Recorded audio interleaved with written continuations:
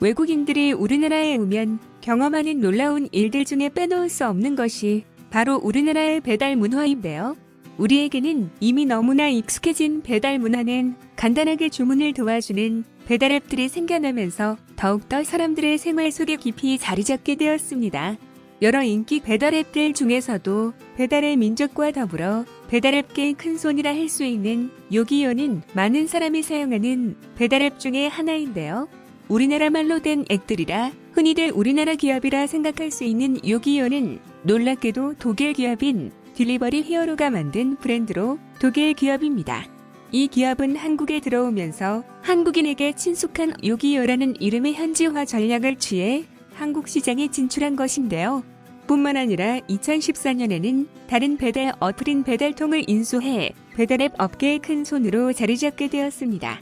게다가 2019년 말에는 배달앱 업계 1위였던 배달의 민족마저 인수해 시장 점유율 90% 이상을 점유하며 사실상 우리나라 배달앱 업계를 독점하게 되었죠.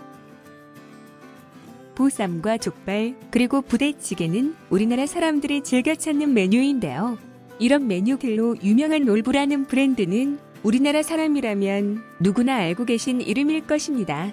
그런데 누가 들어도 당연히 우리나라 브랜드일 것 같은 놀부는 창업주인 김순진 전 회장이 은퇴하며 지분을 매각하게 되었으며 모건 스탠리 이사가 놀부와 그 관계사 지분을 매입해 최대 주주가 되며 외국 기업이 되었다고 하는데요. 놀부라는 이름을 가진 프랜차이즈 회사가 외국 기업 소유라니 의외이기도 하고 약간 아쉬운 생각도 드네요. 일본 상품 불매 운동의 여파로 많이 알려지긴 했지만 얼마 전까지만 해도 린라인은 대부분의 사람들이 우리나라 기업으로 알고 있었는데요. 가스 보일러, 가스레인지 등을 제조하는 가정용 비전기식 조리 및 난방기구 제조업체인 린라인은 1974년에 우리나라와 일본이 공동 설립한 기업이었으나 IMF 이후 서서히 일본으로 지분이 넘어가게 된 뒤 2012년 이후에는 완전한 일본 기업이 되고 말았죠. 2000년대에 들어서면서 우리나라에서는 온라인 쇼핑의 붐이 일어나기 시작했는데요. 옥션, 지마켓, 11번가 등 수많은 온라인 마켓들이 생겨나고 사라지고를 반복했던 시기였죠. 그중 우리나라 온라인 마켓에서 큰 비중을 차지하던 기업 중 하나가 바로 지마켓인데요. 2009년 지마켓은 당시 우리나라의 해외 매각액 중 최대 규모인 1조 4천억 원의 미국 기업인 이베이에 매각되었습니다. 편의점에서 쉽게 찾아볼 수 있는 삶은 달걀인 감동란이라는 상품은 다들 한두 번씩은 보셨을 텐데요. 삶은 달걀에 간을 하고 수분을 충분히 유지시켜 맛은 더하고 퍽퍽함은 감소시켜 많은 사람이 찾는 인기 상품으로 자리 잡은 감동란을 만든 기업은 사실 일본과 우리나라의 합작 기업이라고 할 수 있습니다.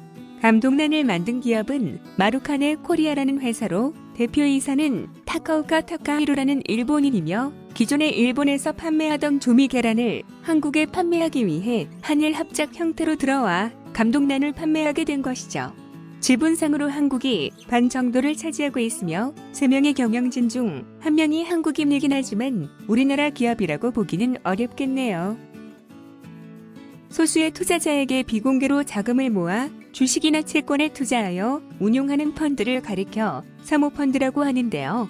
우리나라에서 매년 1조 원 가까이 성장하는 분야는 커피와 배달 분야로 이 중 몇몇 커피 프랜차이즈들은 국내외 사모펀드사가 인수하여 운영하는 곳들이 여러 곳이 있습니다. 먼저 순수 국내 사모펀드가 매입하여 운영 중인 브랜드는 할리스 커피를 들 수 있는데요. 할리스 커피는 2013년 IMM 프라이빗 에쿼티라는 사모펀드사가 450억 원에 매입하여 운영 중이죠. 다음으로 외국계 사모펀드로 넘어간 브랜드로는 투썸플레이스와 공차를 들 수 있는데요. 2019년 CJ그룹이 보유하고 있던 투썸플레이스의 지분 60% 중 45%를 홍콩계 사무투자 펀드인 앵커 에쿼티 파트너스에 매각하여 경영권을 넘겨주었으며 공차 역시 2019년 말 미국계 사모펀드인 TA 어소시에이츠에 3,000에서 3,500억 원 수준에 매각된 것으로 알려졌습니다. 여기까지 우리 기업으로 보이지만 알고 보면 외국 기업인 기업들에 대해 알아보았습니다. 시청해주셔서 감사합니다.